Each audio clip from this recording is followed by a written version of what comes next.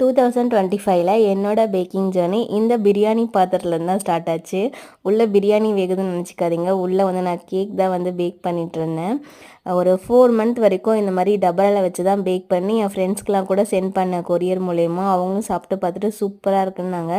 டபராவில் back பண்ணால் crinkle டாப்லாம் வராதுன்றதுலாம் சுத்தமாக உண்மையே கிடையாது. சூப்பராக வரும்.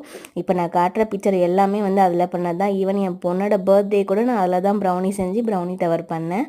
அதுக்கப்புறம் தான் என் ஹஸ்பண்ட் வந்து சரி இவ என்னவோ பண்ணணும்னு ட்ரை பண்ணுறா, நம்மளும் கொஞ்சம் சப்போர்ட் பண்ணுவேன்னு சொல்லிட்டு நான் கேட்டேன்னு எனக்கு வந்து ஓடிஜி வாங்கி கொடுத்தாங்க. ஏன்னா நான் வந்து ஹவுஸ் ஒய்ஃப் வீட்டில் தான் இருக்கேன். பேக்கிங்னு போனால் நிறைய இன்வெஸ்ட்மெண்ட் இருக்கும், நிறைய திங்ஸ் வாங்கணும்.